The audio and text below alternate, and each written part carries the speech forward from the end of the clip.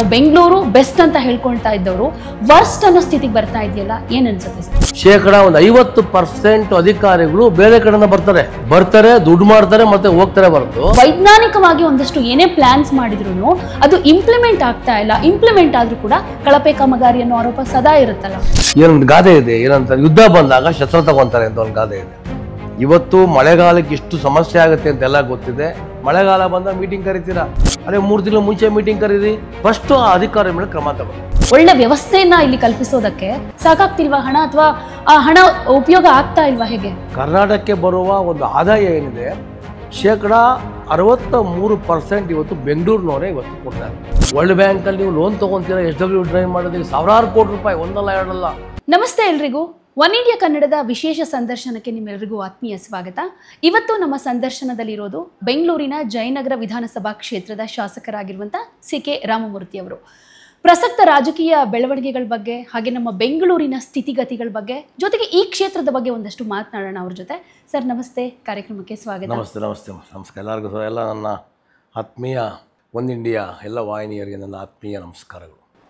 ಮೊದಲನೇದಾಗಿ ಮಾತನಾಡೋಣ ರಾಜಕೀಯದ ಬಗ್ಗೆ, ಒಂದಷ್ಟು ವಿಚಾರಗಳ ಬಗ್ಗೆ. ಮೊದಲು ಕೇಳಬೇಕು ಅಂತ ಅನ್ಸೋದು ಸರ್, ನಿಮಗೆ ಗೊತ್ತೇ ಇದೆ, ನಮ್ಮ ಬೆಂಗಳೂರು ಅಂತಂದರೆ ನಮಗೆ ಬೆಂಗಳೂರಿಗರು ನಾವು ಅಂತ ಹೇಳ್ಕೊಳ್ಳೋದಕ್ಕೆ ನಾವು ಹೆಮ್ಮೆ ಪಡ್ತಾ ಇದ್ದಂಥ ಕಾಲ. ಬಟ್ ಈಗ ಹೆಂಗಾಗ್ಬಿಟ್ಟಿದೆ ಅಂದರೆ, ನಿಮಗೆ ಗೊತ್ತಾ ಇದೆ, ಸರ್ಕಾರ ಯಾವ ರೀತಿಯಾಗಿ ಬ್ರ್ಯಾಂಡ್ ಬೆಂಗಳೂರು, ಗ್ರೇಟರ್ ಬೆಂಗಳೂರು ಮಾಡ್ತೀವಿ ಅಂತ ಹೊರಟಿದೆ. ಬಟ್ ಈಗಿನ ಸ್ಥಿತಿಗತಿಗಳ ಬಗ್ಗೆ ನೋಡಿದರೆ ನಾವು ಬೆಂಗಳೂರು ಬೆಸ್ಟ್ ಅಂತ ಹೇಳ್ಕೊಳ್ತಾ ಇದ್ದವರು ವರ್ಸ್ಟ್ ಅನ್ನೋ ಸ್ಥಿತಿಗೆ ಬರ್ತಾ ಇದೆಯಲ್ಲ, ಏನು ಅನ್ಸುತ್ತೆ ಸರ್? ಒಂದಂತೂ ಸತ್ಯ ಮೇಡಮ್, ಒಂದು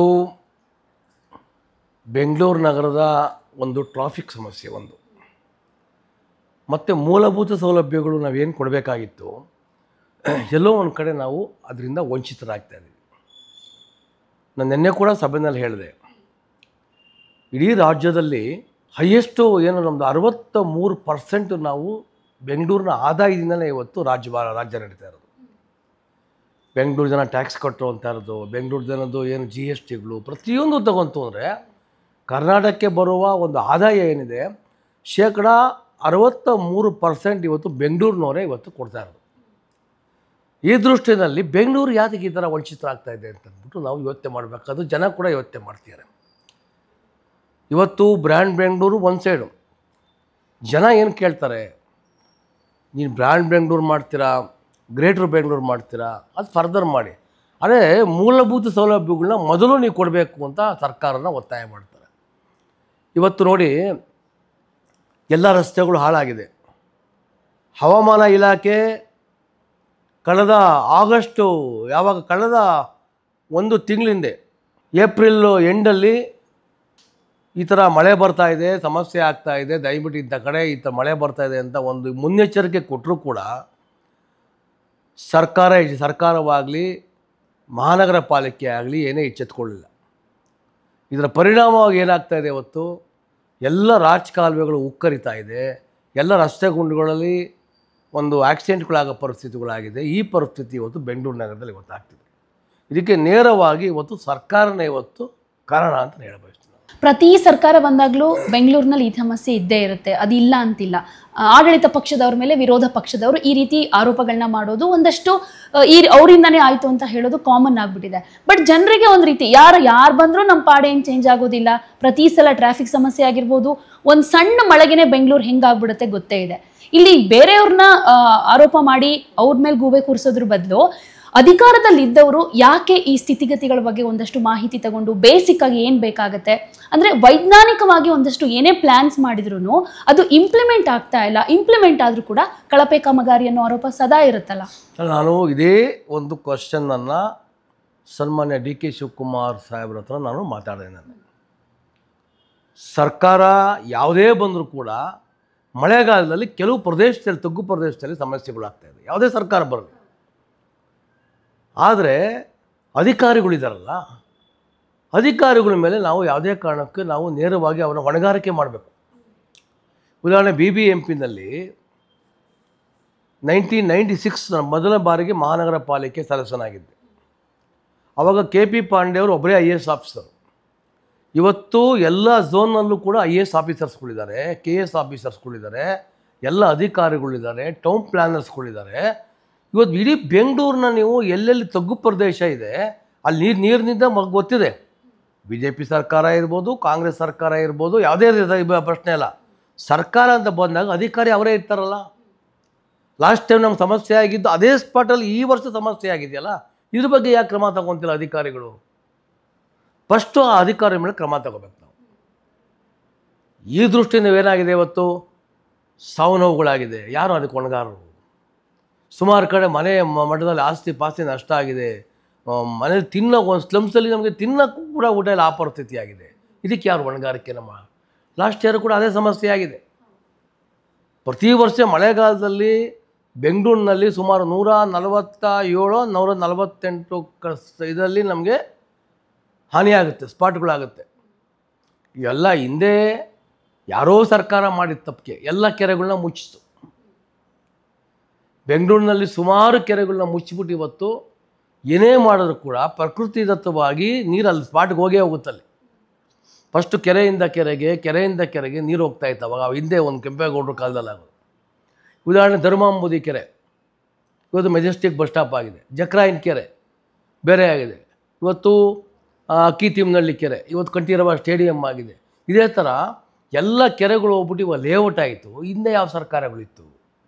ಆಯಿತು, ಒಂದು ರಾಜಕಾಲುವೆ ಮಾಡಿದಾಗ ರಾಜಕಾಲುವೆನಲ್ಲಿ ನೀರಿಗೆ ಹೋಗೋಕ್ಕಾಗ್ತಿಲ್ಲ, ಆಚೆ ಹೋಗ್ಬೇಕಿದ್ದು ನೀರು.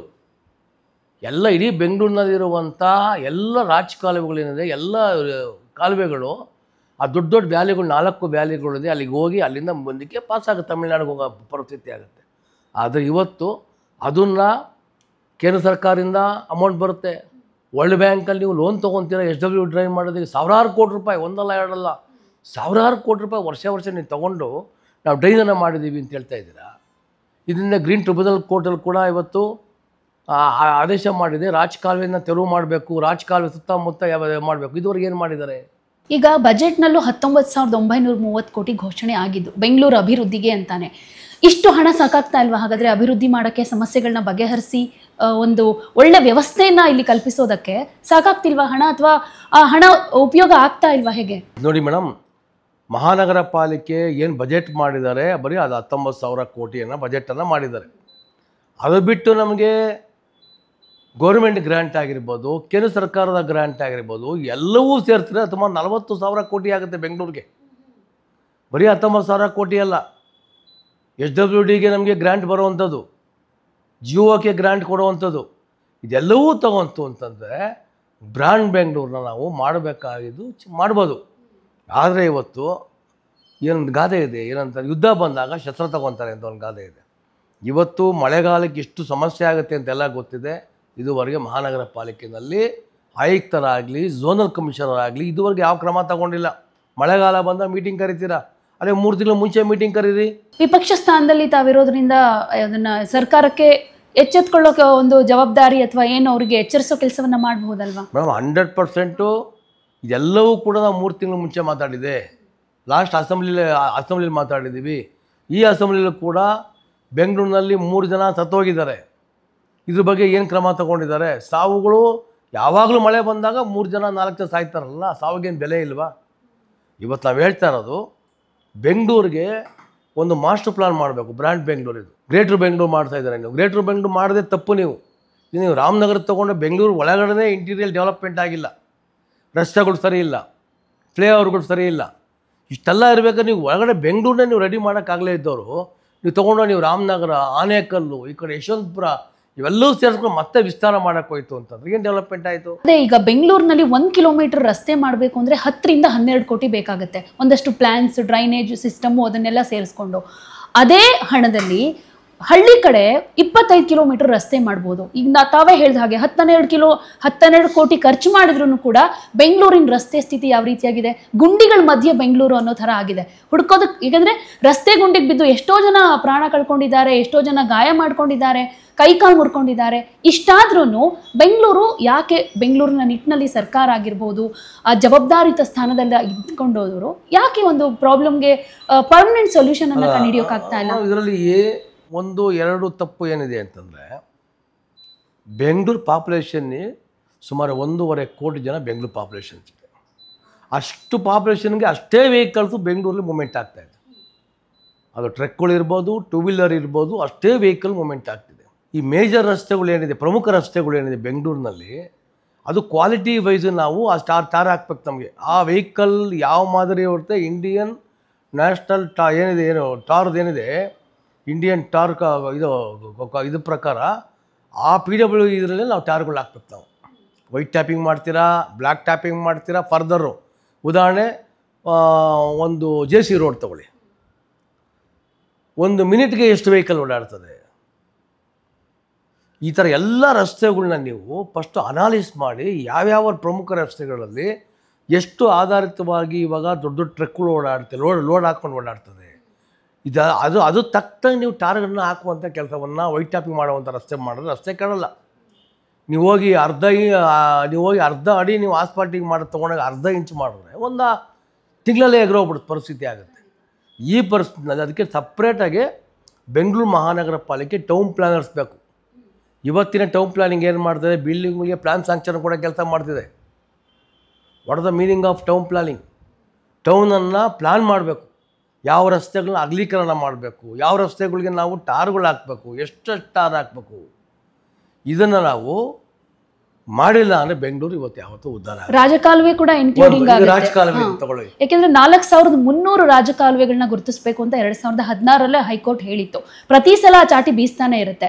ನಿಮ್ಮ ಸರ್ಕಾರ ಇದ್ದಾಗ್ಲೂ ಏನು ಕ್ಲಿಯರ್ ಆಗಿಲ್ಲ, ಜಸ್ಟ್ 2300 ಅಷ್ಟೇ ಕ್ಲಿಯರ್ ಆಗಿರೋದು, ಇನ್ನೂ ಬಾಕಿ ಹಂಗೆ ಉಳ್ಕೊಂಡಿದೆ, ಇನ್ನೂ ಕ್ಲಿಯರ್ ಆಗಿಲ್ಲ. ಮೇಡಮ್ ನಾವು ಹೇಳೋದು ನೀವು ಹೇಳೋದು ಒಪ್ಕೊತೀವಿ ನೋಡಿ. ಒಂದು ಈ ರಾಜಕಾಲುವೆ ಫಸ್ಟು ಕ್ಲಿಯರ್ ಮಾಡಬೇಕು ಅಂತಂದರೆ, ಇದರಲ್ಲಿ ರಾಜಕಾಲುವೆ ಸುತ್ತಮುತ್ತ ಏನು ಎಲ್ಲ ಒತ್ತುವರಿ ಮಾಡ್ಕೊಂಡಿದ್ದಾರೆ ಫಸ್ಟ್ ಅದು ಕ್ಲಿಯರ್ ಆಗಿ, ರಾಜಕಾಲುವೆ ನೋಡಿ ಅವತ್ತಿನ ಕೆಪಾಸಿಟಿಗೆ ಹೆಂಗಿತ್ತು ಬೆಂಗಳೂರು ಬೆಳೆದಿತ್ತು, ಈ ಎಲ್ಲ ಬೆಂಗಳೂರು ನಗರದ ಕೋರ್ ಏರಿಯಲ್ಲಿರುವಂಥ ರಾಜಕಾಲುವೆಗಳು 20 ವರ್ಷ ಏನು ಪ್ಲಾನ್ ಮಾಡೋ ಅದು ತಕ್ಕನಾಗೆ ಮಾಡ್ಕೊಂಡಿದ್ದಾರೆ.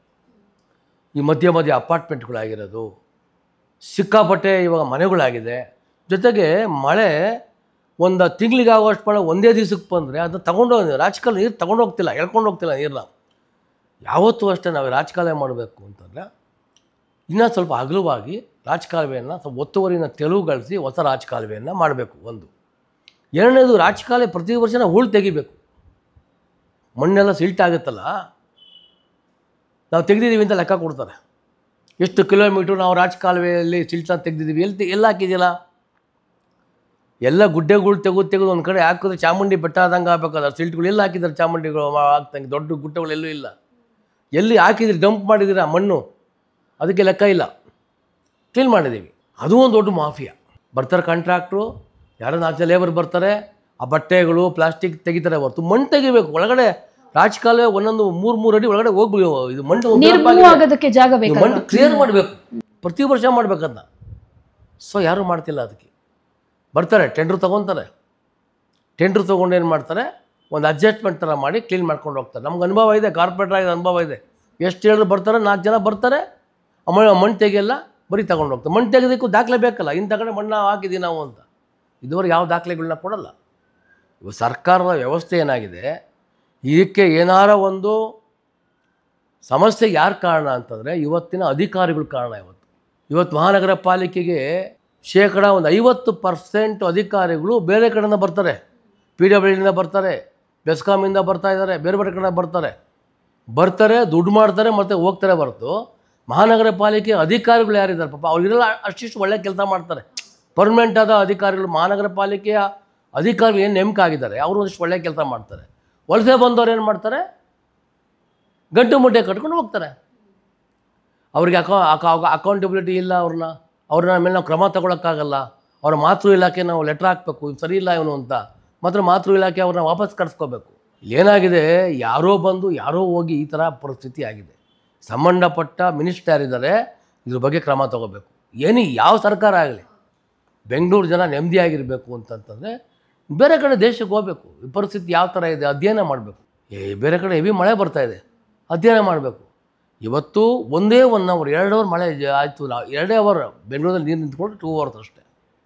ಆ 2 ಅವರ್ಸ್ ತಡ್ಕೊಳಕ್ಕಾಗಲ್ಲ ಪರಿಸ್ಥಿತಿ. ಈ ಪರಿಸ್ಥಿತಿ ಇವತ್ತು ಬೆಂಗಳೂರು ಮಹಾನಗರದಲ್ಲಾಗಿದೆ. ಇವತ್ತಿನ ಪರಿಸ್ಥಿತಿನಲ್ಲಿ ಮೊನ್ನೆ ಟ್ರಾಫಿಕ್ಕು ಜಾಯಿಂಟ್ ಕಮಿಷನರ್ದು ನಾನು ಇದು ತೊಗೊಂಡೆ, ಲೆಕ್ಕ ತೊಗೊಂಡೆ ಎಷ್ಟು ರೋಡ್ ಆಕ್ಸಿಡೆಂಟ್ಗಳಾಗಿದೆ ಅಂತ. 23ರಿಂದ 25 ತನಕ ಸುಮಾರು ವರ್ಷಕ್ಕೆ ಸುಮಾರು 800 ಡೆತ್ ಆಗಿದೆ. 2 ವರ್ಷ 2 ವರ್ಷ 800 ಡೆತ್ ಆಗಿದೆ ರೋಡ್ ಆಕ್ಸಿಡೆಂಟಲ್ಲಿ. ಯಾಕಾಗುತ್ತೆ ಡೆತ್ ಆಗುತ್ತೆ? ರಸ್ತೆ ಸರ ಆಗುವಾಗ ಹೋಗೋಕ್ಕಾಗ್ತಿಲ್ಲ, ಬ್ರೇಕ್ ಹೊಡಿತಾರೆ, ಹಿಂದಿಂದ ಬಂದು ಡ್ಯಾಶ್ ಆಗುತ್ತೆ, ಲೆಫ್ಟ್ಗೋ ರೈಟ್ಗೂ ಗುಂಡಿ ಇದೆ, ಗುಂಡಿ ಅವಾಯ್ಡ್ ಮಾಡೋಕ್ಕೋ ಒಬ್ಬ ಸಾಯ್ತಾನೆ. ಈ ಪರಿಸ್ಥಿತಿ ಬೆಂಗಳೂರು ಮಹಾನಗರದಲ್ಲಿ ಇವತ್ತು ಆಗಿದೆ.